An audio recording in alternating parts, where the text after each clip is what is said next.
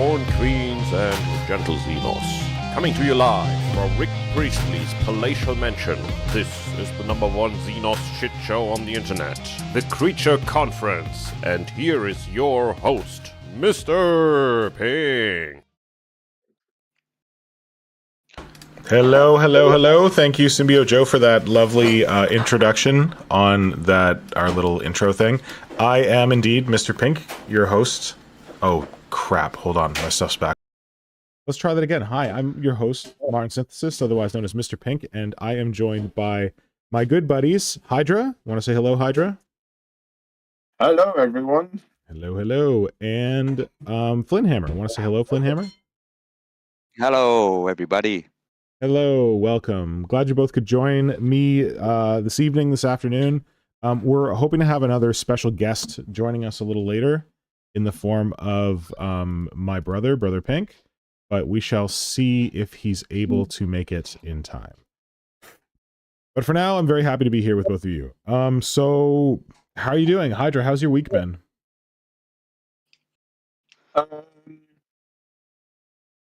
Sorry? Let me put it that way. Exciting.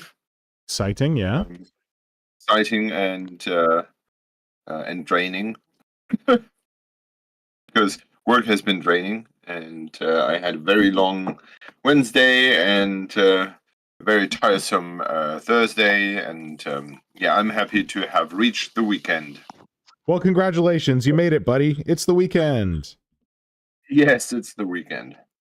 But the week started excitingly. So no, last weekend was an incredible good weekend because my wife turned 40. Yep. And to celebrate that, I got her is it a jumping castle? Yeah. Is that the right yeah, translation? jumping castle, bouncing castle, inflatable castle. Take your pick. Yeah, so she at some point decided that she would like to have something like that for her birthday. Yeah. When we found out that you can actually rent these things. Yeah. Even as a private person, you don't have to be an event organizer or anything like that. Great. So that's what we did, and or what I did.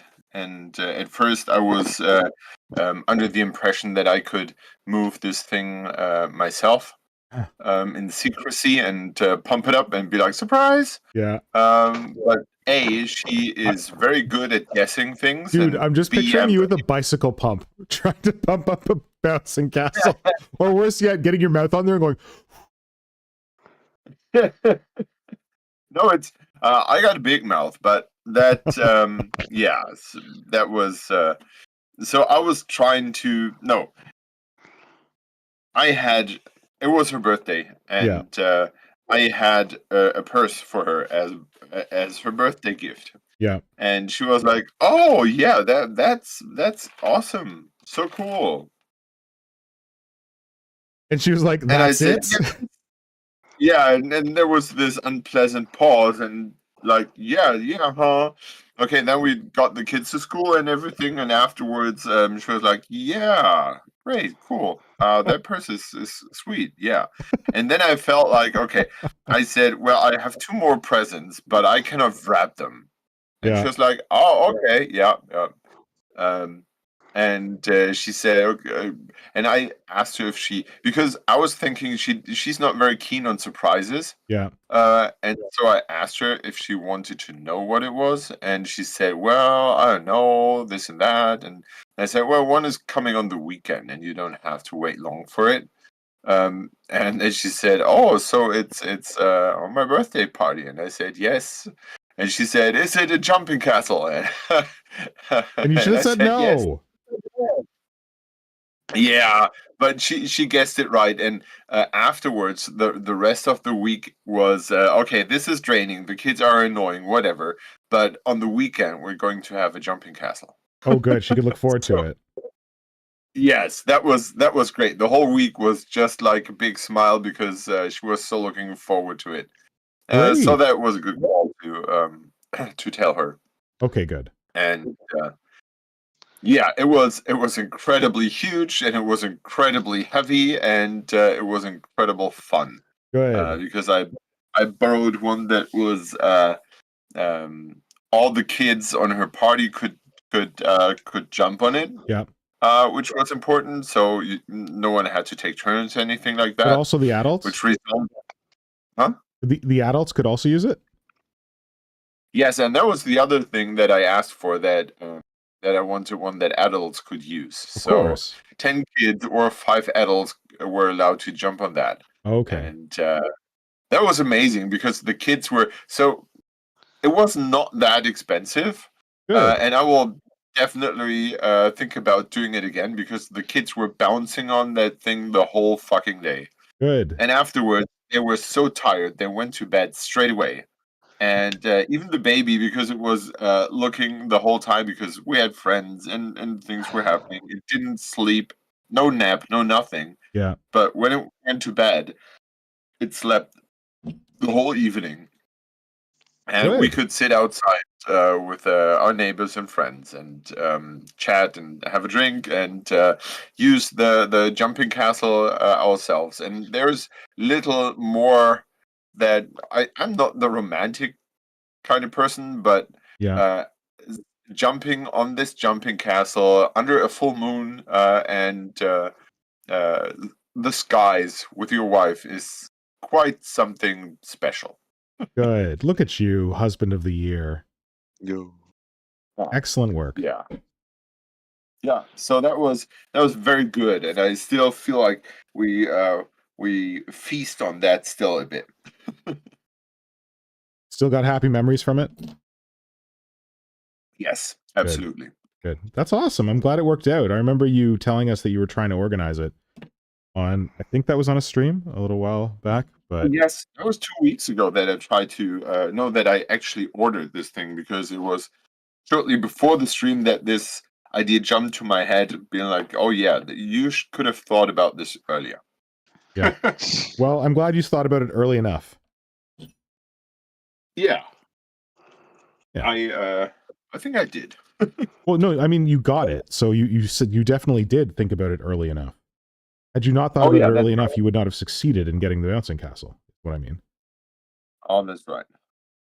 Yeah, so that was my private life. Sweet. Did it leave any time for a hobby life? Yeah. Yeah, I actually did hobby. I'm surprisingly I don't know. For my taste, I'm a little unproductive miniature wise. Yes. But yeah, it's a weird spot where I feel like productive and unproductive at the same time. Well, fortunately, your So level of productivity is higher than a normal hobbyist. So if you're feeling unproductive, you're probably still being more productive than one of us. Maybe, yes. So what I was up to was you can see on the screen not very well. Oh, let's see. Last stream I started to build this this young chap here. Oh yeah, the watering servitor, right? Yeah, the watering can servitor. I'm going to zoom in a little bit. Just hold it. One sec. Let's see if I can get it a little better. Zoom and enhance. What's that, Flynn? Zoom and enhance. That's basically what I'm trying to do here. Okay, we got it. Yep. He's looking good. You did a good job. Thanks. I was not sure if I could pull it off, but and I was so looking forward to get those servitors. But yeah, in the end, I'm pretty happy with how he turned out. Mm-hmm. And yeah, those, especially one of my favorite bits is the tip, because I was wondering how to make this this shower tip of the watering can. Yeah. And in this set we talked about last stream, I found this. I don't know what this is for, but it probably is is a ball socket for something. Yep. Not the socket, but the ball. Yep. and I just sculpted the holes on the other side to it. And the backpack, I could have sworn I had thousands of those old Imperial Guard flamethrower backpacks. Mhm. And because these days I have not much time and everything needs to be very quick, I just ran into my basement looking for this bit, and I couldn't find anything, and my time to look for it was almost over. And then our very agent of chaos, lovely Symbio Joe, gifted me at some point a box set of those Death Guards. No, Yep. not Death Guards. What was the Death first kill Corps of team? Krieg? Death Death Corps. Corps of Krieg, yes. And of course they had a flamer, and that's Nice. the tank. And this tank looks so sweet because it has this little scale up there. Yeah, it fits perfectly. Was so happy to find that. Yeah.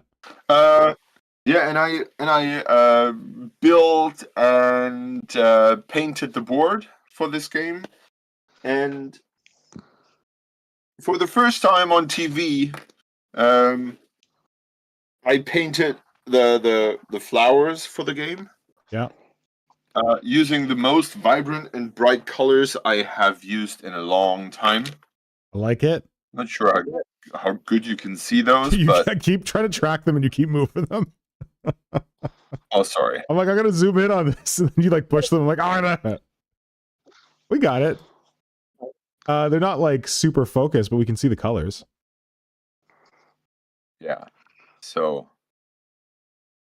Nice. bright red, some fluoro paints, of course some pink or magenta. Good man. Support that. Yeah, more pink. That was pretty weird experience to take paint straight from the pot and not dilute it or water it down or anything. Just here, have some yellow. Yeah, this is yellow. Okay, let's go. Yeah, painted those. And tonight I'm going to try to paint the two dudes going along with the game, because you can either play the sci-fi version and have a servitor, or you can play the fantasy game and have a skeleton. Yep. With a watering can. Look at you setting up your own kind of like Citadel Miniatures Games Workshop. Oh, we're gonna sell fantasy and science fiction line of Watering 28. Yeah, that's great. Hey. But what I'm most busying myself these days with is drawing, because I found that I feel like I'm okay or I'm pretty good at finding spots in my everyday life where I can squeeze in 10 minutes of painting something. Yep. Miniature wise, but painting on my work iPad is even better. Yep. Because when I'm sitting in the car waiting for my oldest boy to finish his guitar lessons, Yep. I can just sit there and draw stuff. Yep. Which is pretty cool. And yeah, last time I think I kind of mentioned it, but Yeah. I'm kind of good with talking more about it now. Yep. I am working with Paolo on this game. What's Paolo's handle again? Paolo is the dude who made Altars of the Dead Gods. Does he have an Instagram that we should be plugging? Yes, you can check out Altar of the Dead Gods if you are into Cthulhu-esque skirmish games. Yep. And yeah, he had this as an indie game running for quite a while, for quite a time. And at some point, I always get this name wrong. It's P-Work War Games. P-Work War Games from Italy, who kind of have picked up the license from him and have made a full box set with terrain and cards and all that. You just need to, build your miniatures to play the game now. Yep. And that's pretty cool.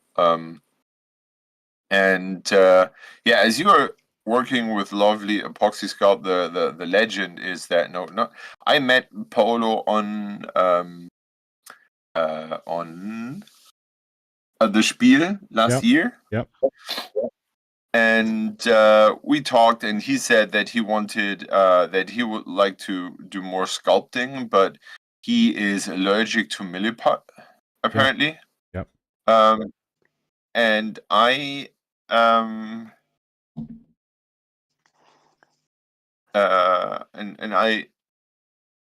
said, "Have you tried Epoxy Sculpt?" And he said no. And I said, "Well, I can send you some." And then I did eventually. And at some point, I said, "Hey, I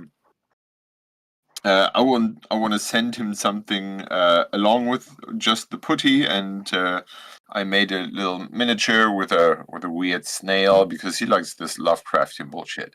Mhm. And this half snail, half person thing I made. Mhm. And it arrived with him, and he was like, "Oh, this looks so amazing." He was so happy, and he said, "Is there a story to it?" And I came up with a weird story to go along. And in the end, he decided to make a game based on this initial thought. And I asked in my Instagram story for a card-based game. Yeah. So he wrote a tabletop game that works with cards, but not just as with other games. Not just the fighting mechanism is card based, Yep. but also the movement is based on cards. When you say cards, you mean like playing cards, like trump cards, like cards, poker game, diamonds, like poker poker deck. cards? Yeah. Because at the time that he got his parcel from me, I got my my Cthulhu poker deck. Yeah. That I've ordered aeons ago, which you have gotten way before me. So that was. Oh my god! It took like years to get that to you. Yes, it just arrived in January. That's not okay. I've had mine for like at least a year. Yes, even that longer. Sucks. Sorry, buddy. I wrote them and at some point and said, "Hey, where's my game?" And they said, "Well, we haven't gotten your long story short, I ordered a bunch of stuff and all I got was 3 sets of cards, but I'm happy to have at least the cards. Because everything else was produced and gone. But so they just like never fulfilled your order? Yeah. That sucks. Yeah, it was really weird. I'm glad I didn't order more from them, and like they keep sending me emails about like new Kickstarters that they're trying to do or something, so I'm glad I didn't sponsor them. Yeah, it's weird because in the end they were kind of okay, but I had to get back into contact with the artist who drew the art for the cards. Weren't you like friends with that guy on the internet? Yeah, on YouTube, on Instagram, I messaged him at some point, and then I asked, and I got the contact of the dude fulfilling the game found from over the this artist. Yeah. Yeah. And he said, yeah, he's still in contact with them, and then he passed on. And after that, I always put the artist into the copy of the emails as well to make sure that he sees this. Yeah. Worked out in the end. I got the cards, and it was good for something because Paolo was super hyped about making a game with cards, and we are working on that ever since. That was in January. We started working on that, and he came up with a pretty cool rule set. And we're working on the lore of the game together, and it is really interesting because we are not native English speaker, but we are doing all this in English. Yeah. And the Italian and the German way of communication is quite different. So I said, whatever we do, we have to be very careful that we do not, that we do not take things for granted or anything like that, just because it would be normal in our way of communication. Do you guys need a copy and we editor? always- Sorry? You need someone to read it to make sure that it all makes sense in English? Yeah, at some point. Okay, I'm open to that if you want help. Oh, that would be great. Yeah. That would be great, yeah. So I feel like we're kind of in a good spot, and working on things, and it's fun, and I'm drawing things, and it's funny that he at first I was just drawing like fillers for the pages. Yep. Oh, that's one of my favorite words in English, which is like the stuff that like Games Workshop would do in like the edges of the pages. Like it would be a black and white page, and then they put it like in the corner there'd be like a drawing. Yep. Do you know the English word for that? Nope. It's called marginalia. Because like the margin of the page is the edge of a page. Like if you have like a Word document and like you've got like the space with the text and then you've got like the white space is called the margin. So yeah, the name for that stuff is marginalia, and I just think that's like a really, I don't know why, but I think it's a very beautiful word. Yeah, it is great, and we learned from Games Workshop that these small pieces are very important, because even though they are not showing the miniatures anything, they sell the aesthetic and the atmosphere, and suddenly something that I have always kind of liked but never spent too much thought on it. Now something is within my focus. Yeah, and cool. I did a couple of those just fooling around, and then he said, "Okay, but we have the way I've laid out the rules. We have here we have a certain space in a certain shape. Can you do something for that?" And I said, "Well, sure, I can do that." And then I drew something that would fit into this kind of space. And then he said, "Well, I have this L shape, or we could use an L shape. Could you do an L shape?" And then I said, "Sure, I could do that, or at least I can try." And that's what I posted today. That's the procession. Yep. That's the longest piece I've been working on. So that took me so much time, but it's fun because with the iPad I can work on that whenever. Yep. Waiting for something, or sitting somewhere or whatever, even if it's just 10-15 strokes, and then you can be off again. Yep. That was pretty cool. So yeah, I'm been doing that mostly recently. Great. Flynnhammer, what have you been up to this week? Anything hobby related? Not as we know. Simon just gets into everything. Not as much as Simon, but what I've managed to do, like hobby wise, is I've got all of my Dogs of War now dry brush ready just for speed painting now, with contrast and everything. That was a feat and a half just to get him to that stage. Mm-hmm. And I've started on my trolls now as well to get him to that stage. Yep. And I've down to one last box of trolls and other bigger creatures, and then I've still got some more like night goblins and stuff to sort out. And once that's all done on the grey, it's to go onto the white for them. And I've also managed to get like my Berman of Urso unit for Dogs of War. That sounds like a Star Wars character. But it's not. Related to Galen Urso and Jin Urso. Yeah. I'm going to talk about Andor. Quiet you. We'll talk about that later. But yeah, so like, they're ready. I just need to get the Goblin Green and the bases for them as well. Yep. So it's not been that much because also I had to go up to Leeds for work for a week.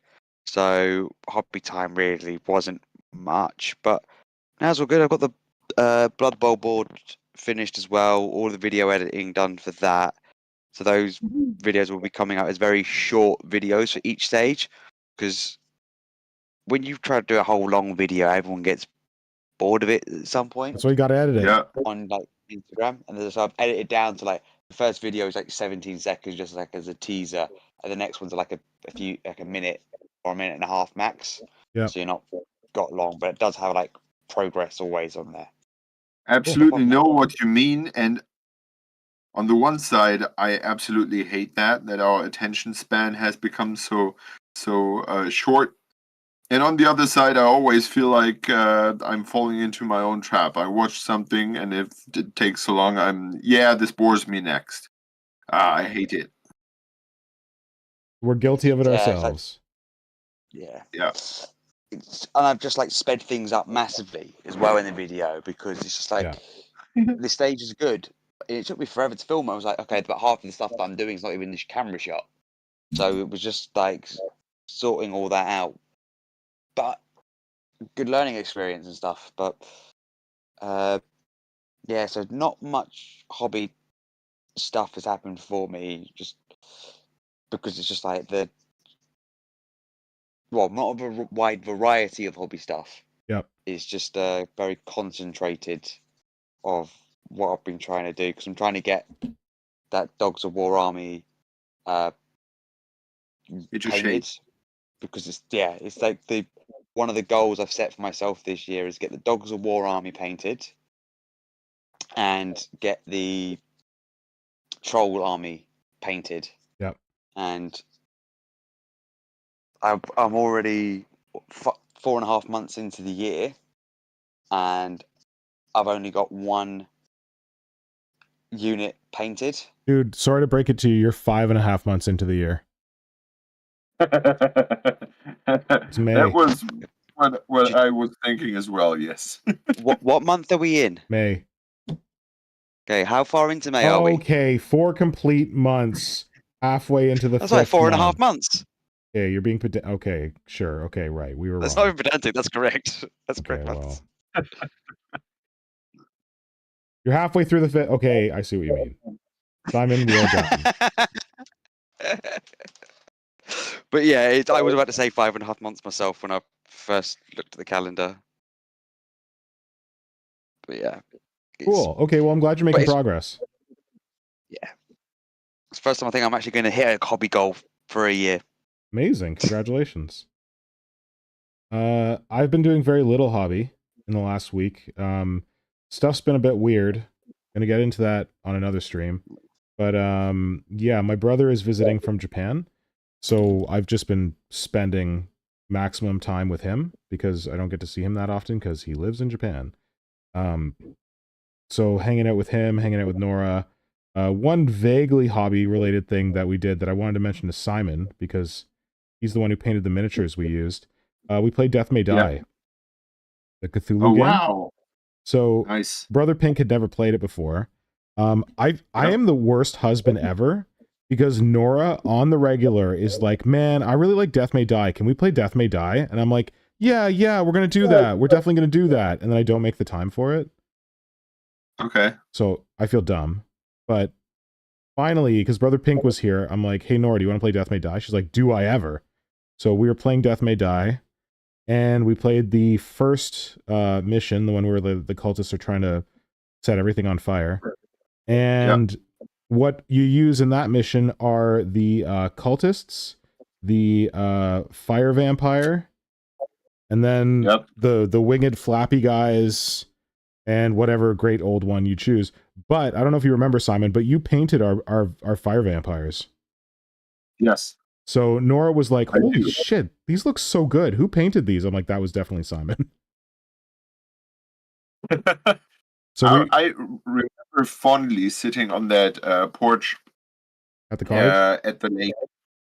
Yeah. Being not eaten by mosquitoes because they were biting their teeth off on the netting. Yeah. And we were pleasantly sitting there and painting stuff. Yeah. Yeah, so that and the cultists were painted. So we had a very awesome experience with those miniatures, and Nora was like, we got to paint the rest of these. I'm like, oh yeah, we definitely do. So that's the next step. Yes. So thank you for making sure that we had a partially painted game of Death May Die. Awesome. I think I'm Craig was happy. stressed, but we managed to kill Cthulhu. Nora died before we could. She was playing as Rasputin, so even with her extra lives, she died. I think it's because she had like the like those psychosis things you have. Yeah. Her psychosis ability was like if you get to one of those breaking points along the sanity track, she does damage to everyone in a room. So we were kind of advising her to be like a bomb, like, hey, run into this room and then stress yourself out and then explode and do damage to everyone. But that meant that she moved up the track faster, so she died because of insanity. It was not good. But it's okay, because Craig was the guy with the rifle, the marksman. Yeah. And he had like upgraded his ability so he could like shoot from like multiple rooms away. And like there was like a thing where he could if he was on his like insanity step, he could do more damage. So he just got to an insanity step and just like fired into Cthulhu. I think he might have killed 2 stages of Cthulhu in one turn. Oh wow. He was a champion. Nice. Anyway, so that was my sort of hobby thing. Okay. Well, it involved tentacles. That counts for me, definitely. And involved miniatures. Yeah. Fun story about Death May Die. Yeah. That's a game by Cool Mini or Not, right? I think so. And they had the campaign for the next season. I think it's season 6 now. Oh wow, we need to get like season 2 or something. Oh no, the seasons are are a whole box. Okay, I just feel like we need to get an expansion because we only have the original.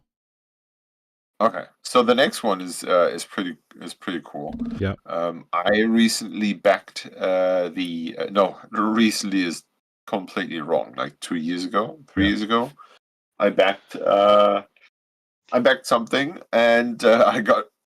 Now I probably have enough Death May Die to play until the end of my days, but my brother, who also likes Death May Die very much, he missed that Kickstarter that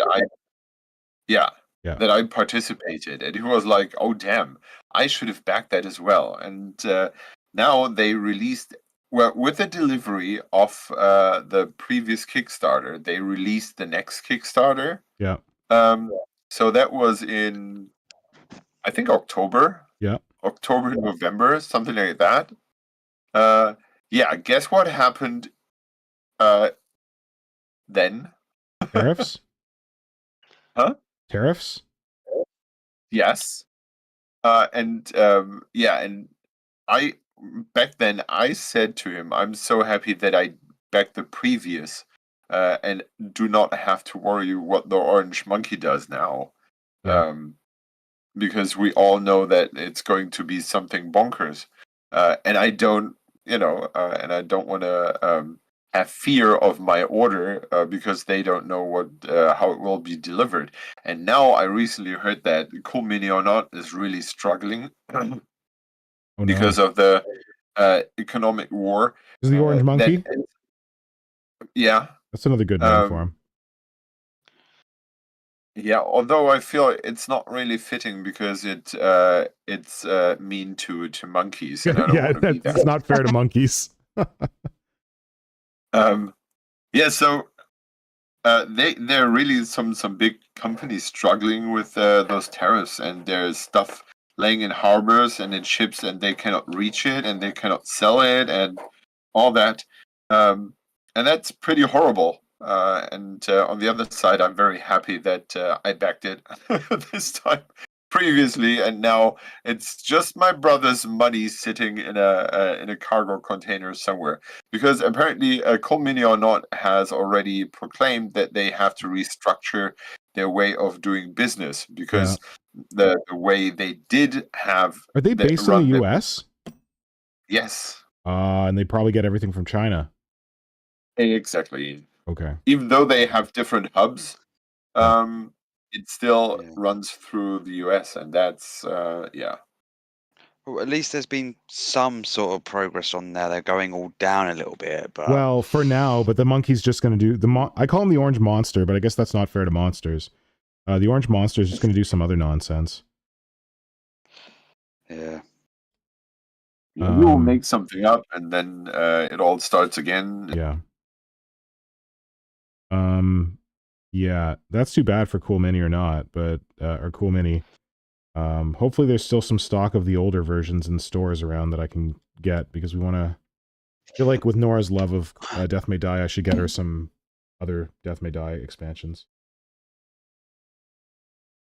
Oh, you should, because with the first expansion, there's always one season, I think they're called.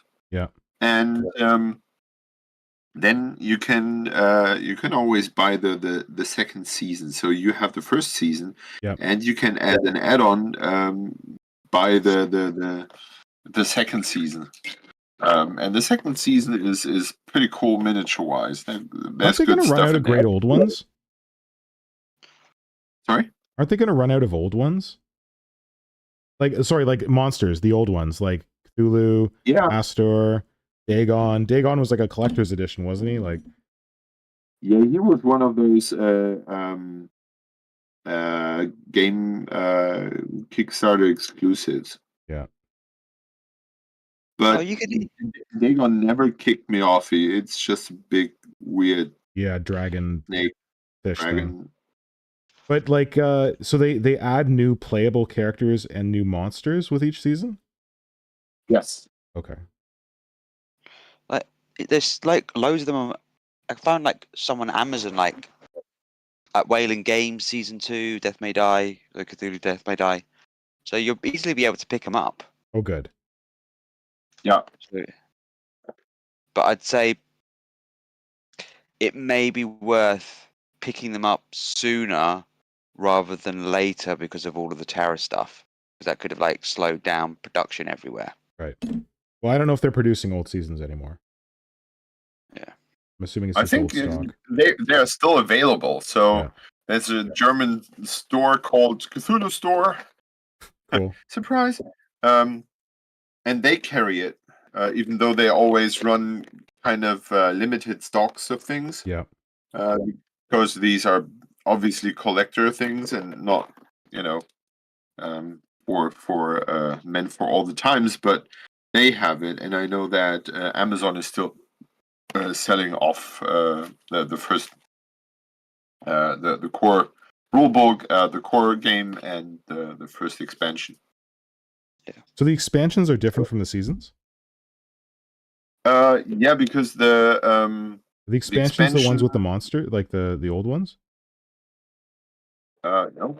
Oh. Let me get it out. It's just a huge pile of boxes.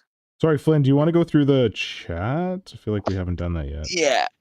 So we have quite a few bits. So I'm going to say hellos first, and then we'll get into everyone. We've got Skid with Class, Gideon Smith, Monty the Maker, Tom Wilson, Diana, Dirty Birds F. I'm just making sure. Yep, so that's everyone who's turned up. So we've got Gideon Smith saying bouncy castles are heavy. Monty going, I absolutely have to have a go at doing this with my spare egg sacs. It looks great, lads. So what you're doing with your one. Great. Monty also says, I have a huge garden. I could get a castle in. Maybe just need to see if my wife fancies it. There's a joke in there somewhere. See if your wife fancies a bounce? Yeah. Squid Class is absolutely adorable. That's the kind of love I need in my life. Referring to you and your Mrs. Simon. Diana turn up saying, "Hi, greetings all. If you'd like this," Diana does the classic. "If you like the stream now, you won't be awoken with the stinky feeling of guilt later when you realise you forgot." Good work, Diana. Diana, she's switching up her routine. Just leveling up that game. Yeah. Goes, I'm sad. I'm sad. I was hand rearing a baby rat and he didn't make it. Oh. What? So sad. Oh no. Hand Sorry, rearing Tom. a baby rat and it didn't make it. I didn't know hand rearing a baby rat was a thing. You probably found it somewhere. Yeah.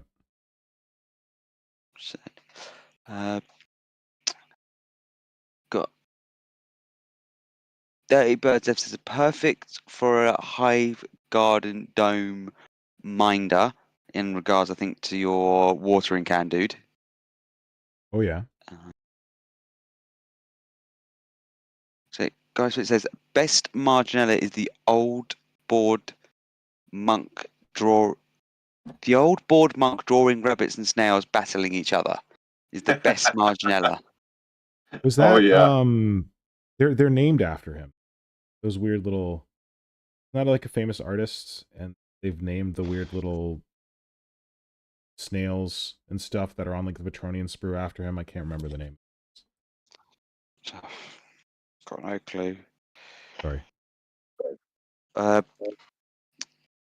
Squirrel Class says, are the Carnifex legs just a poor fit for the pelvis? Yes. It's an old kit. It's a very old kit. Was that the Carnifex kit? Yes. Yeah, that's what we need to redo with that kit. It's just... It doesn't fit together well at all, and it's not your fault. It's the kit's fault. It's also... The kit's over, what? 20 years old now? Sorry, Flynn, did you just say it's one of our the oldest kits we have? It's the oldest plastic kit we have. It is just like 20 years old. It's just it's time we got an update. Yep. Have to agree. But I'm not holding my breath. Yeah. Evil Laugh Entertainment has arrived. He goes, I made it. I'm here. Hi, Evil everyone. Laugh. Good to see you, buddy. Welcome. Okay. Diana says, someone found the rat when they were renovating the garden at his studio, and they decided to try and help him. So cute.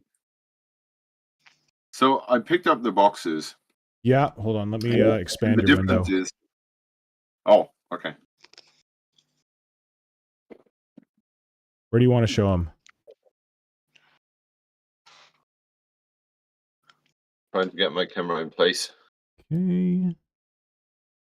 We'll get your window in place. Ooh, that's a tasty looking box. So this is the expansion? Yeah. So this is the season 2 expansion. Well, I guess it has new rooms and stuff. I forgot about that.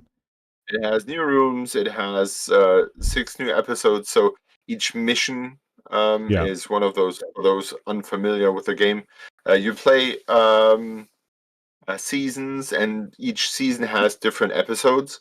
And each episode is the mission that you use that dictates what kind of monsters appear in that. Not all the monsters appear always in the same rule set, but no, in the same episode, but they're different each time.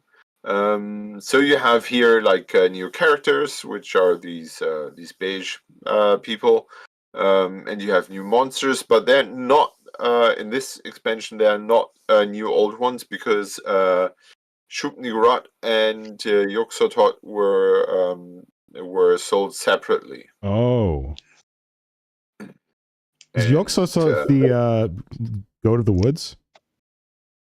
Oh no, that's Shub-Niggurath. Okay, because I have that one. I bought that. You have the goat? Old one. I have the goat. Somewhere. And the difference to the standard game is that you have, with the standard game, you have like all the things you need for the game, the dice and all that. And this expansion doesn't, as expansions work, it doesn't work without the core game. Oh, so you need to like have the dice and everything. Okay, that's good to know. So it's a very big, meaty expansion. but it's still an expansion. If you have the core box, you can use the expansion without any problem. Yeah. But if you can pick up Yogg-Sothoth, I would highly recommend it because it's it's a freaking huge and crazy monster. Hold on, wait. Your screen, I had it in the wrong place. I was focused on the board. One sec. Oh, sorry. I am back down here. Okay, show me where you want to be, and then I'll fix it. Here. So if I buy season 2, I'm going to have double goats. No, you don't. Oh, you said it was in there. Season... Oh, no, it's not in there because they released them separately? Exactly, yes. Oh, sorry, okay. So what you can do is you can buy a separate box with Yogg-Sothoth here, which is funny because it's called Yogg-Sothoth, but this is not Yogg-Sothoth. No? No. This is based, this box is based on the Dunwich horror story. Yeah. So you have Wilbur Wheatley. Yeah. Which is our good friend. This dude. Exactly, yes. Friend of the stream, Wilbur Wheatley, yeah. So you have him, and you have this one. And it took me a while to figure out, because Yogg-Sothoth is described quite differently. And Isn't then I realized... like the giant tentacle or something? No, it's about spheres and balls and all that. But what this is the twin. There's a very little human head on the top of this thing. Yeah. And that is the monster of the day in the story. Dunwich Horror? The Dunwich Horror. Yeah. I assume we're not spoiling it to anyone. Spoiler alert, it's only like 80, 90 years old. Yeah. Compared to what it is described in the story, it's still small. But I like the sculpt because whenever you turn, there's even more to discover. Yep. Like here's a mouth, there's a mouth, and when you turn it, like here's a mouth and eyes, and it's something completely different from every angle. Mm-hmm. And it doesn't have feet, but those feet are little maws. Whoa, creepy. Yeah. It looks like fingers with maws on their tips. Yep. Yeah. So, and I thought that was pretty fair thing. Pretty fair price for such a cool model. Mm-hmm. Nice.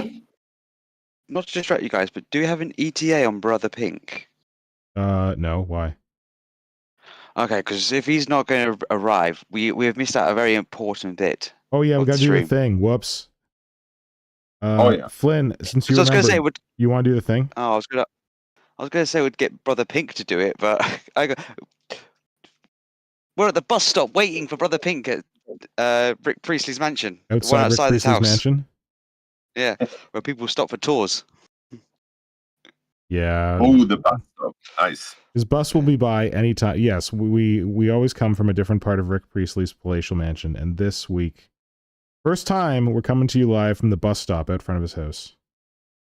Which actually reminds me of the bus stop that I went to with Pablo from Pablo Stilltower. Yeah. From Instagram, because he took us to it's not Warlord Games. What the heck is it? Foundry. Thank you, Foundry. The games company that was started by why are the names failing me? Help, Flynn. Brian Ansell? Brian Ansell, the man with the pose. Brian Ansell. So Brian Ansell, who was one of the... Is he a co-founder of Games Workshop? He's not like one of the original co-founders, but he was like a huge part of Games Workshop for a huge time. Died recently, sadly. He started his own company called Foundry and kind of kept the old Hammer Dream alive in terms of like pewter miniatures and stuff like that. So I was taken to the Foundry office, the Foundry store, I guess, which is in the stables of Brian Ansell's mansion. But I think the mansion was sold, so now, because Brian died, the mansion was sold, and now they're looking for like a new home for Foundry. but it was really friggin' cool. But we took a bus from Nottingham out into like the middle of nowhere. Like we were walking by like fields with sheep in them. So that's how I picture the bus being outside of Rick Priestley's giant mansion. Yeah. It was a very picturesque bus stop. Yeah. Because there's one thing I actually wanted to ask you guys if you've ever heard of it. Have you ever heard of 7 TV? Yes. By Crook Miniatures. Okay. I think, because Simon, I know you've heard of it, so I know you'll know what it's about.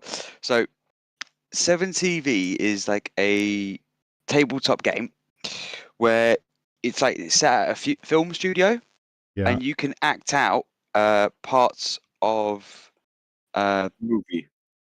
movies using miniatures. Oh, cool. And so they sell like The Physician. If you can guess what that is, you'll be able to think of who the animator? Those characters are. The animator? No, think sci-fi for The Physician. The Physician. Doctor. Another name for the the physician doctor. is. Okay, yes. Yeah. So they've got lots of different like characters. So I think they've even got like Cobra Commander and all those sort of ones. So it's just like, an excuse to rip off like different IPs by being like, no, we're acting it out. Yeah, Well, but it sounds like it in the first place, but it actually is. I've not played it by now, but it sounds like a horribly funny game. Yeah. Because you are not, well, all the games we usually play act as if the thing we are playing is real. Yeah. This game is dedicated to replicate the feeling of a set. So there are random events that can happen. So I don't know. For example, the lighter falls off his stairs or something like that. Or a lamp comes crashing down or stuff. Interesting. Things that would happen on a film set, and I think that's pretty hilarious. Yeah. Cool. So it's just one of the things I've always thought, like, if you're looking for any sort of like movie characters to use or adapt, it's like really good way of doing it. Because I was looking for a like a dog to sit on one of the Giants trucks, the one I've made. It looks like Dick Dastardly, and they had a perfect Muttley dog, and I was like, okay, that's being used. Cool. I've got it, and it's actually it looks more like a real dog than it does Muttley, but it's got like it's got the dog breed, it's got the goggles, the scarf, and everything, and it's just like, yeah, perfect. So I thought I'd just like give it a little shout out, and thought like you guys would both like get being interested by it. Interesting. Okay. They have a pretty amazing range of miniatures, because they do those miniatures. I don't know, that I feel like I always wanted to have, not for playing actually, but because I would always feel weird to, I don't know, play the Ninja Turtles. Yeah. But having them is a different kind of thing, and sorry. Like, you mean like collecting them versus playing with them? Yes. And I have a friend who has almost their whole range, and says one day I'm going to build this this vertical diorama just depicting all those series that I was so enthusiastic when I was little, like having the A-Team and Knight Rider and the Turtles and all that in one big city diorama.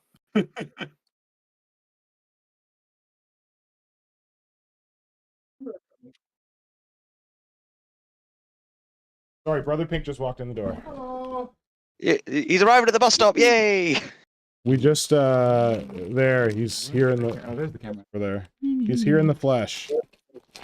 We had to do the thing where we decided where we're coming from Rick Priestley's mansion, so Flynn did it and said we were at the bus stop waiting for you. Oh, okay. Literally, like 5 minutes ago, he's like, "Well, is your brother coming soon? Because we should do this." But Oh, Flynnhammer, ye of little faith. It wasn't faith. I wanted you to be able to do it, but it's like we've been going for an hour. We completely forgot it. We scrub it and do it again. Oh fuck. Hold on a sec. Fine. We're at the bus stop. Rick Priestley's bus stop. I actually said it's very appropriate Ah, because what do we, Mark Gibbons? Well, no, who? I lost it. Brian Ansell has a bus stop outside his mansion, okay. and I've been there. Well, when I went to Nottingham, Hello, we got Brother taken to Pig. Brian Ansell's. Cool. Like exact. Hold on. Where's the sign? Brian Ansell's. I'm gonna try and switch our audio. I'm good. I don't know if. Well, this one will pick up more background noise, but it will possibly pick us both up. It just might not sound as sexy. Flynnhammer, do you want to talk Junestealer before we get too far ahead of ourselves? Yeah, so I'll get into Junestealer now. So Junestealer. I'll set it up. Yeah. Every June we have a. Hold on, I'm gonna switch this for a second. Every June we have a community event called Junestealer. It's the celebration of all things Junestealer in June. Well, that's hard to say. Flynnhammer leads the charge on this, and every year we have a theme for Junestealer. To be clear, you can do anything Junestealer cultish in June and participate in Junestealer, or if you want to be part of the theme for the year, we come up with a theme. What were the themes last year? Flynnhammer, what was the theme last year? All right, that was cultists on the move. So traveling cultists. So that could have been like circus. Like we had an ice cream truck made. Like could be a plane or a car or like a transportation.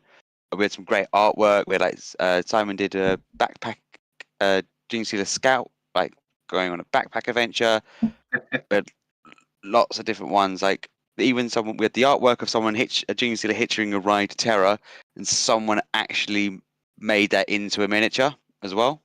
Oh, I think I know that dude. Martin Brown. Martin Brown? Is that his name? Biscuit Brown. Biscuit Brown. Yeah, that was pretty awesome. Yeah, so that was last year's theme. Junestealer's on the move. And for this year, Flynnhammer, what's our theme going to be? So the theme is Brood Brothers, but we're going more for a PDF sort of route. You don't speak sci-fi. What does PDF stand for? So PDF stands for a Planetary Defense Force.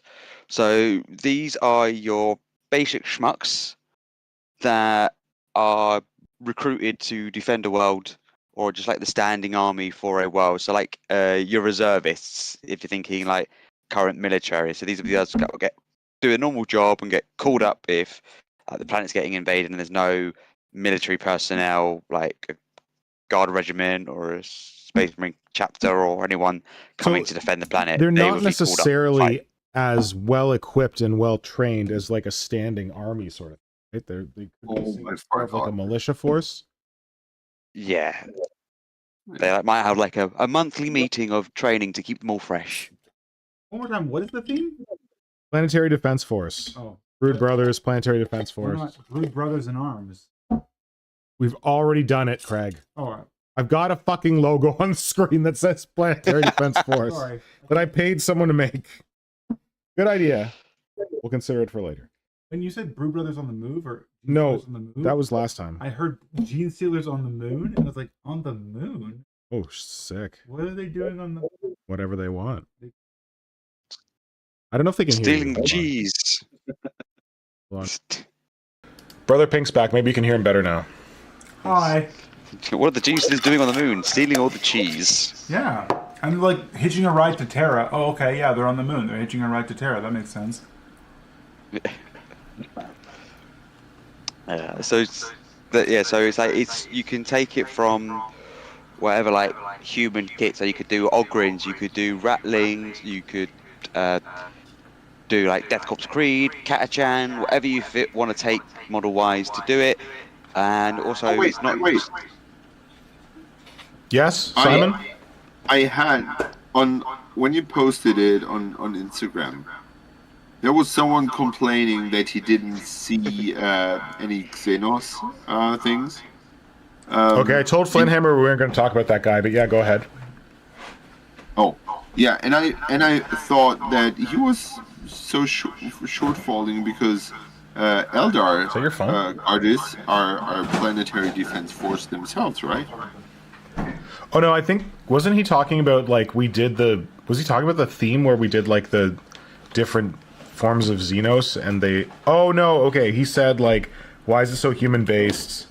And then Flynn was like, we already did the Xenos one, and he's like, I didn't see any Xenos. Yeah, and I thought that he's not bound to do human planetary defense forces. Oh, that's what you're trying to get at. Okay, I see now. Yeah.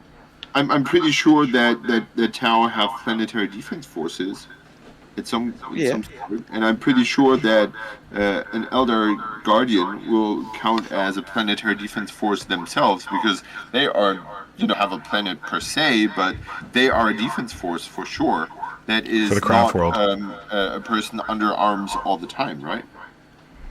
Okay, so yeah, I had thought about this as a very human-centric thing, but you're right that you can use Planetary Defense Force to make different Genestealer cults for different Xenos races. Yeah. Yeah, that'll work, yeah. Listen, so the theme is there if you want it. It's there if it's helpful. It's there if it's fun. It's not necessary. We include it every year to give people a fun little nudge if it sparks creativity in their mind. But if they're just like, hey, I have a cool idea to make a Genestealer thing that looks kind of like this, and it has nothing to do with Planetary Defense Force, we have like categories in Junestealer for like awards, and this year we're actually going to have prize. Well, we kind of had prize support once before from Shane / Voices on Silent, but this year we have a like kind of sponsor giving us prize support in the form of Fenris Workshop. Woo! Lovely Canadian retailer. If you buy anything with the affiliate link in the description of this video, it benefits the channel thanks to Fenris Workshop. So they have agreed to provide prizes, and though they're a Canadian retailer, they have agreed to ship those prizes internationally, so folks can win from anywhere. You don't have to be in the UK, you don't have to be in the US, whatever. And just saying all that to say that there are many categories, and only one of them is best expression of the theme. Other categories can be other things, so you don't have to make human planetary defense stuff to be involved. You just got to do something Genestealer related. What is our rule, Flynn? You don't have to start it in June, but you have to you have to start it. You have to finish it in June or something. You can't post something you already finished. Yeah, it has to be something you've worked on during June. It can't be like I did this 2 years ago and I'm posting it now again to try and win. It's not fair because it's meant to be. It's this month you're working on the stuff to generate interest and stuff. It's not because if it was that, we would have people always doing it every year. Don't go down that hole. That's fine. I think they get it. Ones. I think they get it. Yeah. The spirit of the event is to participate in the event during the month of June. Whether it's inspiration to finish something you've already started, or whether you start something entirely new, that's awesome. Yeah. And as is always the case with me in June, apparently, I'm going to be traveling this June, so I don't know how much I'm going to participate. But I look forward to seeing everyone else's participation. Simon, do you have any ideas for Junestealer? No. To be honest, not on the top of my head. Okay, well, we'll see. But Flynnhammer? So I've got an idea of, the Brain Boy bug, the one for the Genestealer cults. What was his name? I can't remember his name off the top of my head. Oh, it's like the Benedictus or something? Yeah, so I've got one of him, and what I'm planning on doing is basically giving him a walker to stand on, and that. So if you remember like Darth Sidious in one of the Star Wars films, he's got like that walker with like the projection on it, like his hologram. But in this one, the guy's going to stand on it, and it has that little loop at the back that comes up and holds the brain in place. So I'm using like one of the Necron Lord's thing that he has going into his back. I'm going to use that to hold his head in place because of the brain is too heavy and he's just overgrown. Sort of Creepy. thing. Nice. Yeah. Yeah, but like that is not necessarily, strictly speaking, Planetary Defense Force related, right? Like that's like a cool Genestealer thing that's happening in June. So Yeah. a good example of how not everything needs to be planetary defense exactly. And one thing I've actually thought of doing this year as well for Warp Shadow is doing digital kit bashes to give people ideas. Like for an example, you could do I think it's the Clambus or whatever it is, you know, the one with the speakers, like the DJ. Yeah. Yeah. But doing that as a guy with a Voxcaster. So the radio for the Imperial Guard. That seems pretty straightforward. So you could do like a Brood Brothers kill team. So either like using the models, the special characters, or the whatever you call them for kill team, for like the Death Corps of Kree, because they've got all the different guys, or you could do it for like the Kasrkin guys, or whatever, just based on that instead of just being like the normal Brood Brothers box, making it a bit more fancy. Yeah, that's a good idea. I think it's a little tricky because I would start to, or my brain tries to figure out what PDF would look like. I remember PDF being just Acadians being called PDF because they were painted differently, but I feel like they would be not as well equipped and more ramshackle and all that. Yeah, like a militia. Yeah, like a militia, yeah. And then turning those ramshackle dudes into Genestealers. So it basically would be, I don't know why, but whenever I think about Genestealer cults, I always come back to vehicles. Yeah. It would be cool to have like a military vehicle that obviously is too old. Although that's really hard because in 40k everything is old. But having something that looks really old, even That's a for cool 40k idea. standards, and kind of maybe a little bit repurposed. Yeah. Yeah, and then having cult sigils on that. Yep. Yeah. So one of the other ones I wanted to do was to open it up to people doing like tank companies or like Imperial Knights, something else like that, to be able to have like a Genestealer theme. I don't know. There's got to be some cult, man. Like you can't just put a cult sigil on like an Imperial Knight and say that you're doing a Genestealer thing. Like I don't know. It's got to have a bit more cult to it. It has to have 4 arms. There we go. That's a good start. Yeah, so people can use like new kits that come out, because I was kind of disappointed. Like last year, one of the theme ideas I was thinking of even suggesting was like Necromunda cultists, because there hadn't been anything for a while, and then all of a sudden the Mal strains got announced, and it was just like, I wish I'd gone with that idea, but it was just like, it was way after we had just done the decision for it. So Yeah. yeah, so like one of the other ideas I was toying with this year was Space Hulk, but we went with the Brood Brothers instead. But there could also be like Necromunda cultists could be PDF. Yeah. Oh, you Like know Planetary what would Defense be Force? fun? Well, you have those Necromunda Palatines that you were trying to make into cult. God, I've got so much fucking cat hair on everything. Yeah, I had that like I don't know. I had an idea mostly. I didn't actually like chase it down yet, but the idea of making Palatine enforcers into cultists, that would be a PDF cult thing. Yeah. How about a pilot? Yeah, pilot would work. What was that? Like a Sorry? semi-civilian aircraft with maybe too many arms. Yeah. so that you see the cultist relation only on second glance, like not full flashed. Oh yeah, look at me and all my funky mutations, but yeah, he maybe has an arm too much, or has a helmet under his arm, and I'm thinking about this this Forge World exclusive pilot. I don't know if you recall that. I know what you're on about. You know or you don't? Oh, I know exactly what model you're on about. I've got one of them. Yeah, me too. And he's in a resting pose, and he has his helmet under his arm, and he's, I think it's a lightning. No, not a lightning. A thunderbolt pilot. Yeah. Yeah, and having someone who is obviously not straight, gun in his hand and first in the melee, but someone like someone in the supply lines. Yeah. That could be fun. Or firefighter. Or firefighter. Yeah, firefighter. That's cool. I'm thinking about these this profile on Instagram that's called Kevlar and Clank,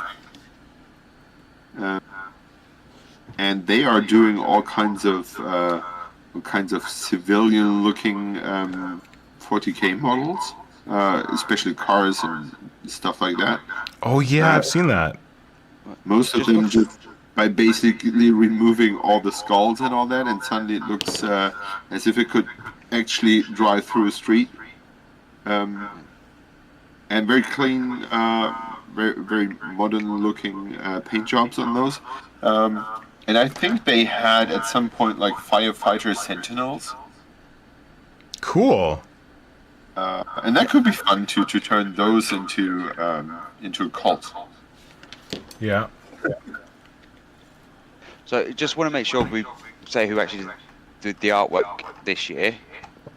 Oh yeah. Because yeah, so I hired Vlepka a day to do the artwork. So thank you for taking it on, Vlepka. It's a play on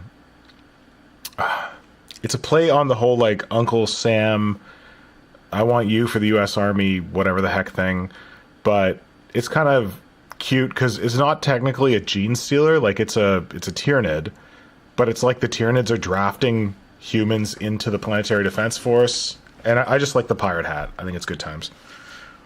the Day of Ascension. Yep. But yeah, thanks, I Mike. still need to read. There's a book about that, right? Day of Ascension. Yeah. It maybe sounds familiar. There's a Genestealer cult book called Day of Ascension, so it's what happens when the Tyranids come and the Genestealers rise up. I still need to read. No, I'm not going to read it, but at least listen to it at some point. There's always like loads of other places I want to go to for like Genestealer cult ideas, because there's actually like a story of a Genestealer cult that did that on the Day of Ascension. Instead of helping the Tyranid invasion, they defeated the Tyranid invasion and turned to chaos instead. So this is like old Rogue Trader 2nd edition sort of storyline, and that could be something interesting to go forward for a theme 1 year. Cult gone rogue. Yeah. We started as a Genestealer cult, and now we are a sauna club. I like Genestealer cults gone rogue. That's my Genestealer cult. They're Tyranid hunters. So I don't know if that's like too niche a theme to pull off, but Oh. You heard it here first. well, people in the chat, tell us what you think. Do you think Genestealer cults gone rogue could be a thing?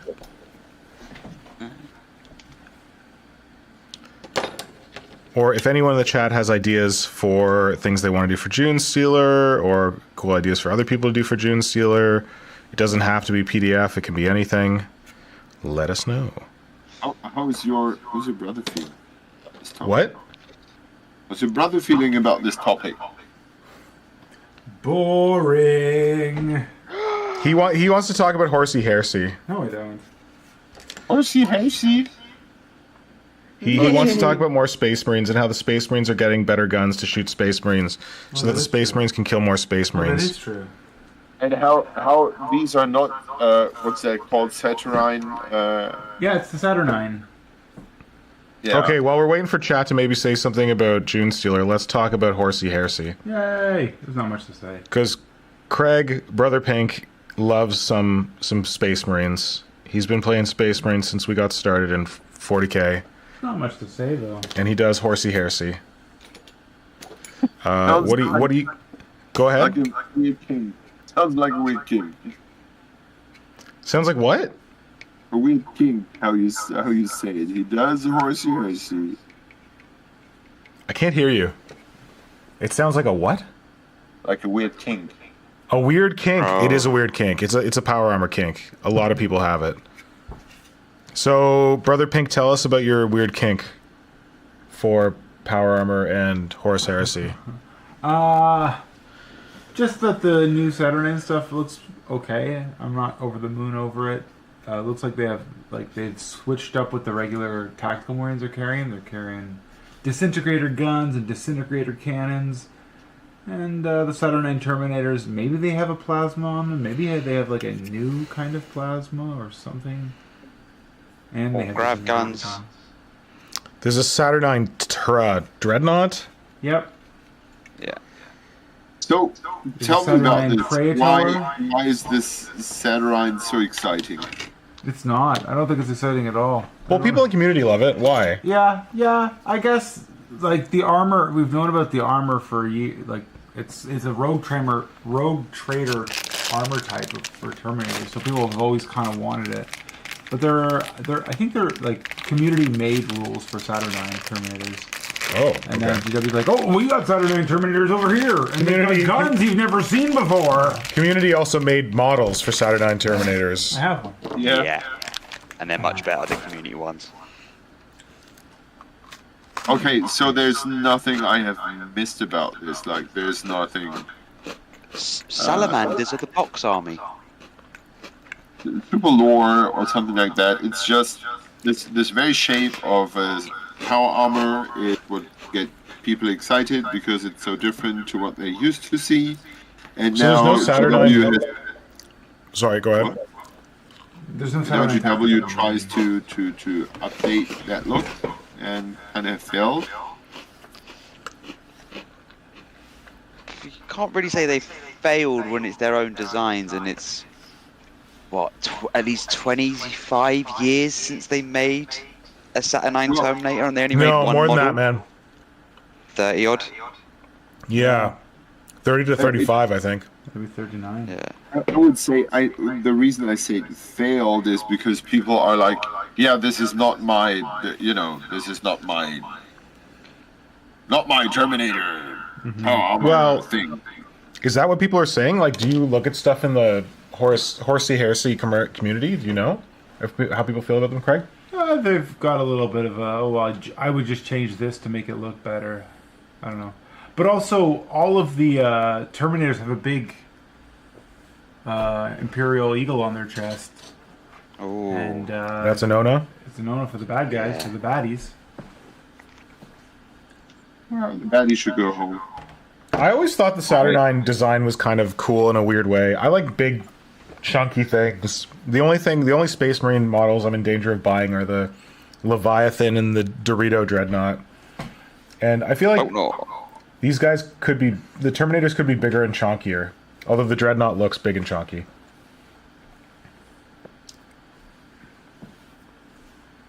But, Dom Does Minis also has a power armor kink. Well, we won't judge Dom. We don't judge kinks on the stream. Oh, Squid. Wait, anything else we want to say about Horsey Heresy? No, not me. I'm just surprised who the box armies are. You're just surprised what? It's Who the the box box army, armies so are. it's Salamanders and Iron Warriors. I wouldn't have expected them to be the box armies, let alone the one because obviously I know they're doing it at the Isfahan drop site massacre, where you had the Raven Guard, Iron Hands, and Salamanders get ambushed by the 7 legions, I think it was actually. Okay. Cool story. So yeah, it was, but it was just like I was surprised it was those ones that. I think it's for because they don't have any depth to them. Like Salamanders and Iron Warriors are just a paint scheme. So if it goes by the 2nd edition box, where the Imperial Fists and the Sons of Horus were the poster boys, they got a lot of support because of that. They got a new special character each, and they got all this extra stuff because they were the poster boys. So maybe that's the idea, is that these 2 legions don't have that much stuff going on for them. So we make them the poster boys for the next year and drop characters, and like transfer sheets for those specific legions will come in all the boxes and yada yada yada. So could be cool. Could be good. Don't mind sharing with other legions that don't get as much. Were you surprised to see this coming, Craig? No, we've heard about it for a while. Over a year. Yeah. That it was going to be Saturday? Yeah, the Saturnine. There was also talk of rapier carriers in plastic. Well, isn't that a rapier there? No, they don't mention they've shown it. that. It's a battery that Games Workshop's putting out. You can either do. Does it come in the box or no? Yeah, it comes in the box. Oh. You can either does missiles or guns, quad guns. Oh, okay. This is so weird. I didn't hear know that so there was a much new about- Dreadnought though. That's a surprise. Okay. What was that, Simon? I just said this is so weird that I know so much about Horus Heresy. Because, Yeah, why is that? Because I have those. The first, when you look at the history, at first the Horus Heresy was basically just a couple of sentences in a rulebook. And at some point, GW sold the license to a card game, collector's card game. Okay. And they have made this collector's card game, and they have really basically put the nails, the cornerstones of the story together. At some Wasn't point, it when I thought it was when they did. I thought it was when they did Space Marine, like the original epic, and they had just the Space Marines fighting off against each other, and they saw, oh, there was the Horus Heresy in the lore. And we can use that as the setting for it and expand upon that way. yeah, but that was just Space Marines against Space Marines. That was very, very easy. There was no depth to it. And this card game was when they hired artists who loosely had an idea about GW, and they started to invent all the shit. The Sisters of Silence and all that suddenly happened, and they all stayed as cards. So this card game has put basically, made the cornerstones, and around these cornerstones and these very clear, vivid images, the rest, like the books, were evolved around. And these books are apparently very hard to come by these days. But because I was a geek back then, I of course bought them in the store and marveled over the artworks of them, and they were pretty awesome. Oh, you just reminded me of something I wanted to talk about that's not at all related to this. You're saying artworks, buying books in store, marveling over artwork. I took a picture of this and I was going to post it, but I didn't. I was at my friendly local gaming store, Wheels and Wings Hobbies, on the Danforth, and they had the new Games Workshop art book. You guys seen this? Nope. Don't worry. It's got like a kind of whitish cover. It's got a Sister of Battle on the front. Oh, there you go with your Horus Heresy. Is that Flames of War? Oh, Visions of War? Sorry, I gotta make your screen bigger. One sec. I zoomed in because I thought you were doing stuff. I'm gonna zoom out. Yeah. Bear with. So this is a book that went with the card game? No, these are the art, or most of the arts art pieces they made for the card game. So Yeah. there are 4 volumes in total, Yeah.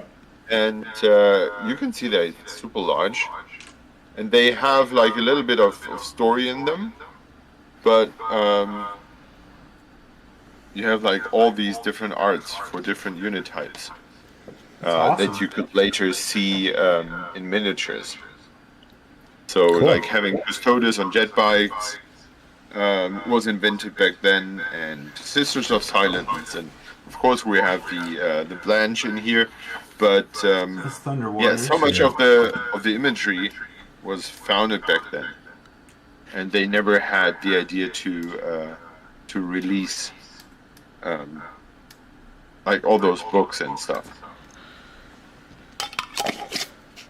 Like here is so much inspiration, so much good stuff in there. So all this artwork was specifically for a card game. Yes. The Blanche stuff too? No, I don't think so. The Blanche Okay. stuff is because the Blanche stuff is older. Yeah. But what they did, for example, here we have Horus. So Blanche invented the Eye of Horus, and his bald head and all that, and that's what here's the card. What they kind of took over to the card.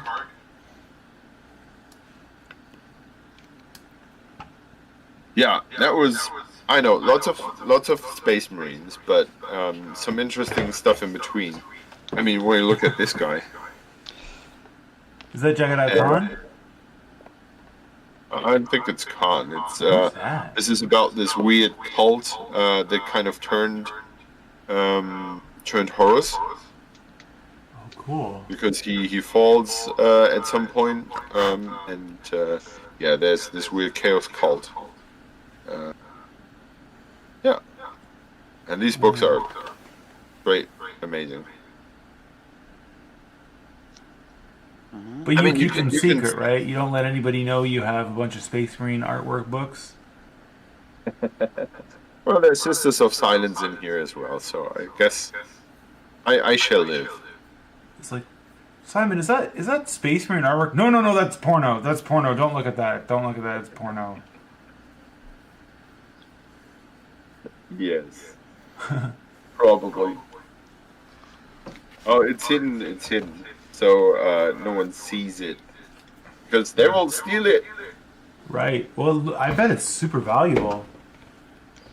I assume, yes. And I had this this image of the Emperor and Sanguinius and Horus in my kitchen for a very long time. Sadly, Cool. it did not survive my my student times, but yeah. Also like this. Oh, the Sanguinius? The Yeah. demon head? Yeah, but it's the Slanish demon he slayed. Mm-hmm. Sure. Yeah. At some point, I was looking into all these, trying to get as much images of demons as possible. Mm-hmm. I think that's what sold me on these. Yeah, it repeats after a while, but Cool. yeah, pretty cool stuff, and surprisingly old for what is sold nowadays. Yeah. Yeah, this book was £15. Does it say when it was printed? Yeah, I'm looking. I'm trying to find that. Right Normally now. on the first page, on the Yeah. inside cover. Oh no, not the dust cover bit, but the It might also be on the absolute back page. Sometimes they're yeah. printed on the either the back cover or like the very last page. The Imperium Price for Blood of the Betrayer, printed in the UK, 2003. 2003. Wow. 22 years ago. And wait, Craig, when did the first Horse Heresy box come out? You were in Japan, right? The first Horse Heresy box? Like the one with the Ultramarines and the Word Bearers? Oh, I don't know. You were in Japan, I think. Didn't I get it Yeah, for you? yeah. So it would have been like post 2013. So it took at least 10 years for them to get the Horus Heresy box out after that book came out. But they did before Plastic Box of Heresy. They had a good 5 to 7 years of. Forge World, right? Forge World had Heresy shit, right. Because that box that you're referring to is the Battle of Kauth box, which was Wordbearer's Ultramarines. They also had before that was the Burning of Prospero, which was That came thousands. after. Oh yeah, it was because they had the Custodes and the Sisters of Silence in that. But the first book for the Horus Heresy actual novels was 2006. Okay. It was Horus Rising, so it's not too much after the individual Visions of War, because I know they've got also the collected Visions book as well. Can you see this guy? Yeah. On his cell phone? No, it has a wire. Nice. Space Wolf calling. Dude, hello. I would like to order a pizza. I would like to order an Exterminatus. No, that's the pizza he's ordering. He's ordering an Exterminatus pizza. You start to wonder what this dude's helmet gear is for. Why does he have an antenna? And he even has an antenna on the backpack. And he has handheld. He's old school. He's retro. Yeah. All his buddies are like, dude, get an antenna. He's like, it doesn't work as well. I need the wires. Higher fidelity. Okay, so because you talked about art books, this is something I wanted to talk about.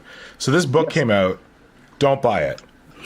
Black Library, The Art of Warhammer 40K. I think that when they previewed it, some people were like, I don't know about this. Is that just going to be the new art style? None of the old black and white stuff. Just like super polished, probably done on computers, art crap that frequents 40K these days. And if you thought that, you would have been right. Because I went to my local friendly gaming store and I found this book. And I was like, okay, let me look at this book and let me see how much Xenos art is in it versus Space Marine art. Oh god, this picture is so huge. Hold on. Bear with. Oh my god, it's a giant thumb! That's my hand! What? It's a Xenos race of giant thumbs! Simon, what you're saying? You bought that book? I did not buy this book. I picked this book up and leafed through this book to see if it might have been at all worth buying. And what I discovered was that the first 172 pages are just Space Marines. Oh, shit. The first 172 pages of this book are Space Marines. But that's okay, because the Xenos section starts on page 173. Right? So it looks like you can see the pages on the left, and you can see the pages on the right, and you can be like, oh, that's a decent number of pages. However, I then continued leafing through this book, and it turns out that there's a section after the Xenos section. So first we have Space Marines. The first 172 pages is Space Marines. Then we have Xenos. But then we have Imperial Guard has got its own section. I knew that this was coming. So the Xenos sections start... Oh god, hold on. This is ugly, but I'll get there. I swear, I'll get there. The Xenos section starts on page 173, and the Astra Militarum and Aeronautica Imperialis section starts on page 199. Was that 199 or is that 190? Why can't I see this? Hold on. Bear with. It starts on... Yeah, I think page 199. Yeah, so if you're keeping track at home, the Xenos section is only 26 pages long. I took a little look through it. You want to guess how many pages are dedicated to Tyranids? 0. You are correct, Flynnhammer, for the victory. There are 0 pages in this stupid art book dedicated to Tyranids. There are no Tyranids. There's 1 page with a piece of cult art on it, which is very polished and like not that interesting. There's like a decent amount of Tau. There's a lot of orcs, a decent amount of Tau, one picture of a Votan and then a couple, like 1 or 2 pages of Necrons, and like that's it. Oh my. Do you know why? It's got basically nothing in there. Because they don't write any books about Tyranids? Well, recently, yeah, that's true. That's the reason why. But also, that's the second version of the Art of Warhammer 40k from Black Library. The previous version has a lot more of the older artwork. They don't sell that version anymore. Are you talking about Inquis Exterminatus? Not Inquisitus Exterminatus. There is a different version where you can Google it and it will have like a picture of Commissaire Gaunt on the front of it. I have that copy as well. I've got both of these copies, so I was like, because I thought. Wait, you bought this other one?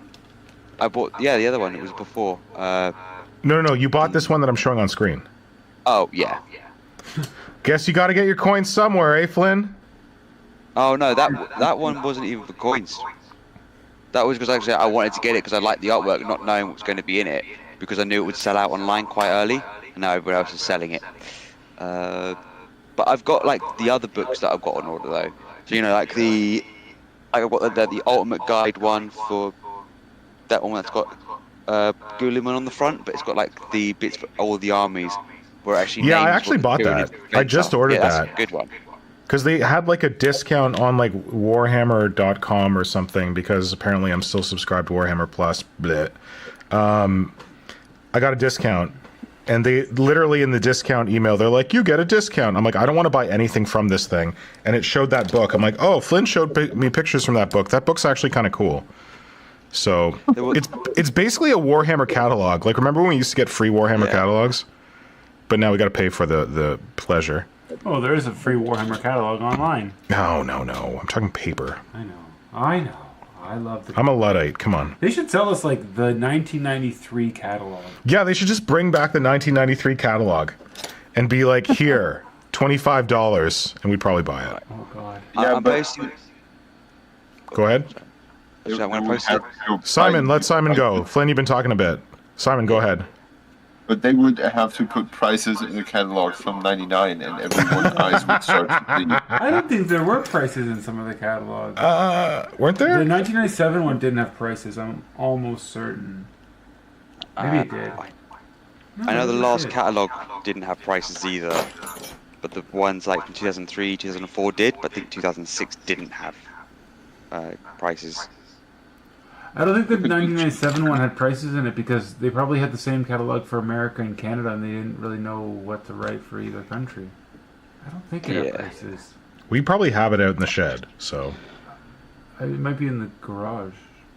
Oh, I know about that. we are starting to sound like grumpy old men, but this always gets me enraged. Back in my day.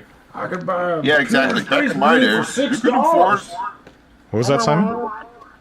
Back in my day, you could afford all that, but you couldn't because money was different. But it still feels so oddly expensive. Oh, I've posted a link to what the previous one was like. I could only find like an eBay seller for it, but there is what the previous version was. The previous version of the art book? Yeah, which was a few years old. And it's got like different characters on there. It's a few released a few years beforehand, but it's got some of the older artwork, and I know it has Tyranid ones in there as well. Cool. But that's just very expensive to get now. Yep. Just all Talking the about price of it. expensive, could you find out how much these Horus Heresy books are worth? Just for my own research curiosity. Because you've got the actual each. Because I know Simon's got some renovations coming up. He needs to know how much they're worth. Because I know you've got the Collected Visions book. Oh, well, hang on. There's the Collected Visions book, which has them all in there. But obviously, you've got the each individual ones. Yeah. Heresy, Visions. Where's the dog? Because I know the book altogether. Behind the door, I think. Maybe Okay, let's clear so it back. I'm going to go to the recent sales because there's a wide variety of people trying to sell for different prices. Yeah. So someone has recently sold Volume 1 for £29. But a Volume 1 also sold in America for what converts to £53. Oh. Volume 2 sold for £60 in America, but also someone sold one in April for £82 for Volume 1. But also, 7 days before that, someone sold one for £12. Okay. Okay. That was all on bids, so it is very dependent on who wants it and how much. Now the question is, does Simon sell them all at once, or does he bust them out? Because he could say like full set, and then I think charge extra. I think you would be best to sell it as a full set rather than an individual set. Reasoning why is because if you have someone, if you try and sell it as individuals, you will probably be left with just one on its own because people aren't missing that one. Yeah. So selling as a full set, you can most likely get a bit more for it. Yep. Smart. Are you thinking to sell, Simon? Nope. All right. Well, now you got an option if you ever change your mind. I'm thinking to buy. You got a seller. You got a buyer right here. Yeah. Let's try. No, seriously. If they would have been like double the prices or triple the prices, but this is. At some point I had an offer for my Forge World Bada conflict books. Mm-hmm. And the price was €300, and that really got me tempting. Yeah. But yeah, I kept them.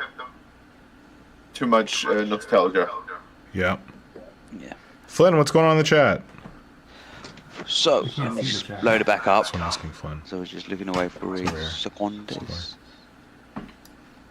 Anyway, Okay, long story wow. short, I don't think you should buy this book unless you want Space Marines, Space Marines, Space Marines with a side helping of Imperial Guard. I want to buy the books that Simon has. That's got even more Space Marines. Well, good luck. But these are old books, and I, even though these are filled up with Space Marines, these are artworks that have not been shown before anywhere else.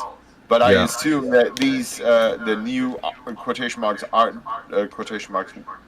books, are filled with stuff that has been shown all over the place before, and that is what makes me so angry. If they had paid artists to produce fresh new things for this book, this would have been cool, even if it was Space Marines. But they will probably have used all the artworks they have stuffed into their codexes before, and just reused them. So it's just, how is it?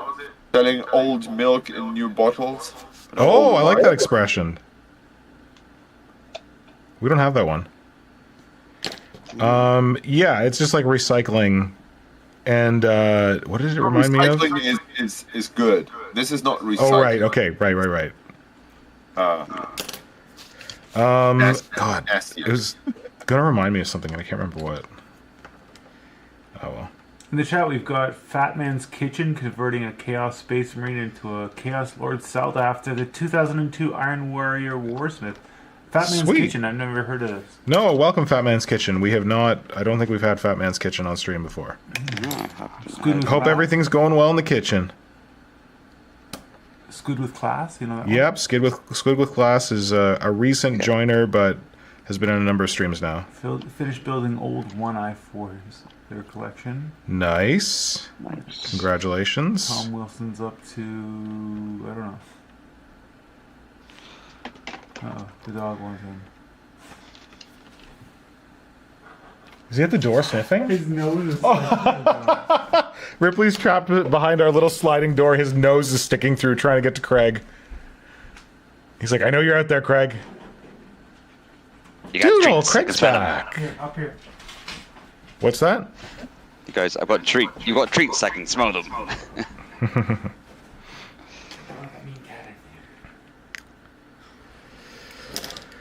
Okay, well, we can wind this down because we started early. Yeah. I feel like I'm getting to the end of my hobby stuff. I don't know that Simon's doing much hobby stuff. I don't see... Yeah. Yeah, I just needed to step outside for a second. Looking at your books. Yeah, I don't know. I'm just... The last 2 streams have been weirdly unproductive, I feel. For you? Oh, that's too bad. Really? Yeah. This thing doesn't want to dry. This thing is, I don't know, kind of finished. Yeah. But Grim Hope and I feel like I need to slap more neon paints on this too. Need to what? Slap more neon paints on it. Yeah. Thank you. Were you back? Sorry, I'm talking to Nora while I'm talking to you guys. I know. I was assuming that. Yeah, I'm good for the bed now. Okay, well, at least we're getting you to bed earlier than we normally would. Oh yes, that's so kind of you. There you go, buddy. Yay, sleep. Oh, The yeah. gift that gives on giving. Well, thank you both for joining the stream. Brother Pink, thank you for jumping in towards the end. Sorry I was so late, guys. That's fine. Brother Pink and I might do a different stream. I don't know. Maybe on the weekend. We'll see. Yeah. There's talk of it. We don't know what we're doing. So keep your eyes peeled. Keep your eyes peeled. Make sure to like this video. Make sure to subscribe to the channel for super exciting stream shit that might be happening on the weekend. And comment. What's the secret comment you're supposed to comment at the end of You got to come up. Okay, yeah, we're at the end of the stream. If you're watching this on VOD, the recording of the stream, and you put up with all of our Space Marine nonsense, I'm sorry, and you made it all the way to the end, we want you to leave a special comment to let us know you made it to the end. And Brother Pink is going to come up with the thing you need to comment on the stream at the end to show us that you made it to the end. Brother Pink, what is it? Keshig. Keshig. What, really? Yeah. Oh my god. You got to type Kesi... What? H-I-G. Keshig. Keshig. Keshig. What's that? It's a White Scars unit. The Golden Keshig, I think. Okay. Some Space Marine bullshit. Sounds like Space a Marine TikTok weebs. We. Sounds like what, Simon? trend. Like a TikTok trend. Yeah. There you go. Oh, wait. Nick. What? Nika-chan. Hi! Nanigaski. Chokoro Minto Yarimo Anata!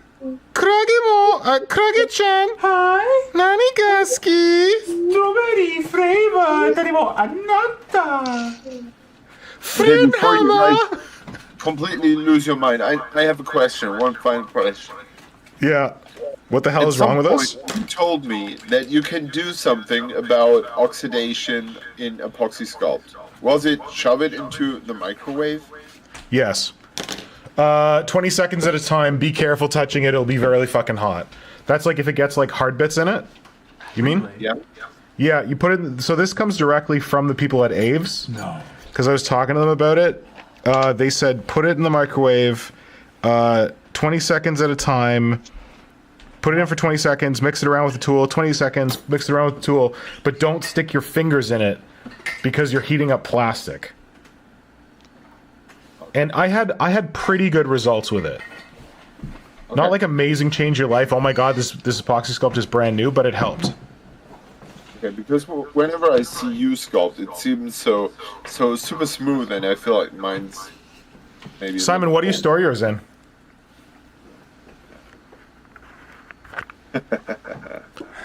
Don't say the original container it came in. You walk into a trap. Do you know you're walking into a trap? Yeah, I know. My epoxy sculpt is super soft, super supple, super amazing because I store it in airtight glass jars. Mine's better. I wrap mine in wax paper and put it in plastic jars and store it in the freezer. Okay, but like then like it's in the freezer. It'll last forever. Oh my god. How do you store yours, Simon? Your boxers. I have not removed them from their containers. There's your first problem. Yeah, I know. They could be reacting. The plastic could be reacting with one part. The same way that the plastic wrap on green stuff reacts with the yellow part. Yeah, okay. I see It's okay. my You're pretty good at everything else. You can't be good at everything. Yeah. Thank you for forgiving me. Well, you've taught me enough sculpting stuff. That's fine. Diana says, thanks for another great show. I don't know that this was a great show, but thank you for saying so, Diana. I'm glad you thought so. Thank you for being here. Oh, wait, the one thing I wanted to talk to you guys about that I didn't get to talk to you about, has everyone done their mandatory Andor viewing for the week yet? Yes. I watched it through. You saw it all? Yeah. Okay, Andor- without spoiling anything, because Brother Pink hasn't seen it yet, I'll leave. Flynnhammer, what do you think in one sentence? Headphones. I want to watch Rogue One now. What's that? I want to watch Rogue One right now. That After is I a finish that is a watching it, good tip. I want to go to Rogue One. Anyone who is watching the final 3 episodes of Andor or the final 1 episode of Andor Season 2, I think you should clear 2 to 2.5 hours to watch Rogue One immediately after it. When I finish the final episode, I'm like, I want to watch Rogue One right now. What I would do is get a metal thing. Nick, you need to click 5. You need to clear 5 hours. Not in there. Well, no, I mean, whatever. Because you go Rogue Simon, One, because you watch Rogue One and you want to watch A New Hope. That's why. no, I don't care about New Hope. I just want to watch Rogue One. Rogue One is so much better than A New Hope. Simon, what do you think about Andor in one sentence? I went to watch Rogue One straight away. You did? Yeah. Oh, lucky It man. was what Disney said, hey, this series is over. What do you want to watch next? And the next thing that came up was Rogue One, and I said, yeah, I'm just going to stay here and watch it. That's what I should have done. And I didn't watch it in one go. I watched it in the gym the other day, most of it. Yeah, and it's quite a break, but holy cow, is Andor a fantastic show, and It's so good. and I'm equally grieved and happy that it has ended. Yeah, because- and Gilroy, who made it, said he's not doing any more Star Wars. Like, I got to do some other shit. Oh, So Yeah. that's as good as we're ever going to have it for Star Wars. If you've been hurt, for everyone out in the audience, if you've been hurt before by Star Wars and you're like, I don't want to watch this stupid Andor show, I've been burned by Mandalorian season whatever it was 3, you need to No, give it was Andor a the Acolyte. chance. It's completely different. It's like the first season is barely a Star Wars show. There is not a single lightsaber. There's not a single Skywalker. There's not a single Jedi. I was talking about Andor to someone who had seen it as well on my wife's birthday party, Mhm. and someone was sitting next to us who has absolutely no interest in Star Wars. Mhm. And when we were kind of finished, he said, "So the show you've been talking about, where can I watch this? Because that sounds really good." It's so good. Like, Yeah. if you told me that my favorite Star Wars property ever made, it was going to be a show about Imperial bureaucracy and how they financed the rebellion, I would have been like, you're full of junk. But it was amazing. What I also watched was Light and Magic. Oh, I heard about this. Mhm. Which is really cool because they are basically the Light and Magic Industrial Light and Magic is the company that was founded to produce the first Star Wars movie, and they invented so much shit to make this movie. And one of those things they did was they used super glue on a regular basis, because until then everything was epoxy glue, which you had to steer together the two parts and then fix the piece you wanted to glue with a tape, with a piece of tape for 5 minutes, and then proceed. And this, of course, took forever and ever and ever. Oh my god, it was the first time they used super miniatures glue? together with epoxy glue.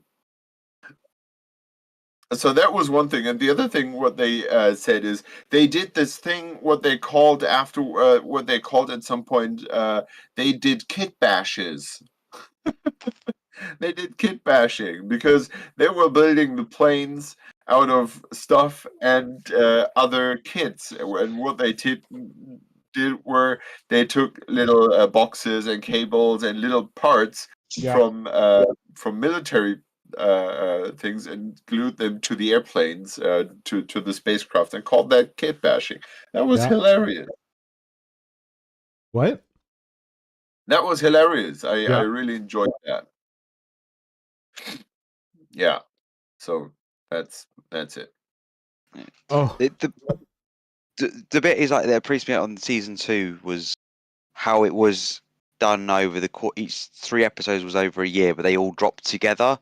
Because I'm on the side of people who said that season 1 it was slow, and it did take some time. But I now will going back warn to it, you seeing it that all if you have there, never watched Andor before, you have to promise me you'll watch the first 6 episodes, because the first 3 episodes are very slow. Like, you could maybe almost skip to the end of the 3rd episode. Like, there's some important stuff that happens before that, but I would say episodes 4, 5, and 6 are like a heist, and that's a lot more interesting. And then 7, 8, 9, the prison? I can't keep track. As soon as you get into the all-white prison, you're gonna be golden. Like, it's just going and going and going from there. Yeah, but also I like the fact that not every storyline was wrapped up. It knew it didn't need to wrap those certain storylines up. It was best to leave them ambiguous. Don't say too much, but yes, and the creator has commented on that, because people are like, "What about these stories?" And he's said that, like, he thought they were more powerful as, he said something like, as a deficit, like as those people lacking from the plot, rather than as like tying everything up in a neat little bow. And I think I agree. Yeah, absolutely, because that's what has destroyed the previous things. For example, Book of Boba Fett. No one needed to know what the Rancor is, but they explained it anyway. There were so many unwanted explanations for things. Instead of coming up with original stuff. And here we have sort of a bunch of answers, but for each answer you also have a big question mark. Yeah. And I really like that. It was so good. It's the greatest. Like, I think that Andor season 1, 2, and Rogue One are my favorite Star Wars trilogy. Yeah. Yeah.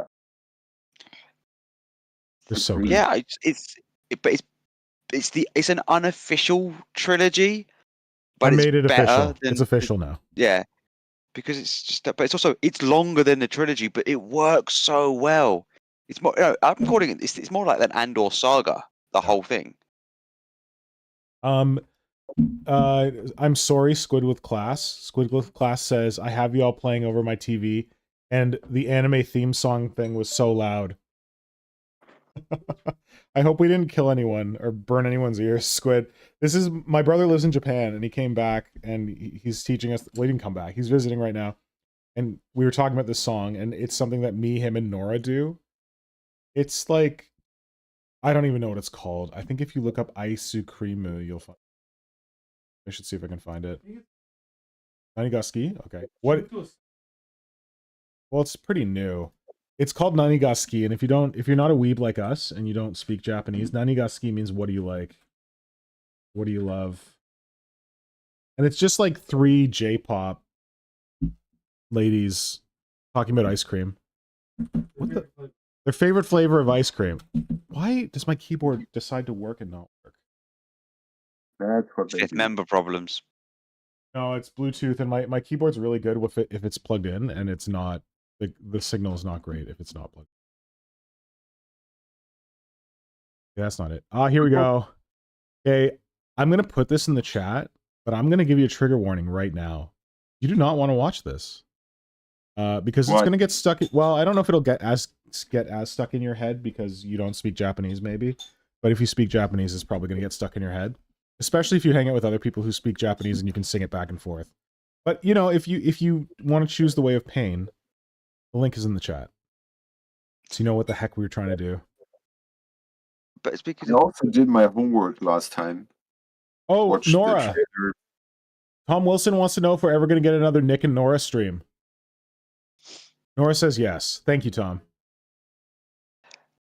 Tom, what do you want to hear about? Here you go. Nora's asking for requests. favorite anime theme songs. Favorite what?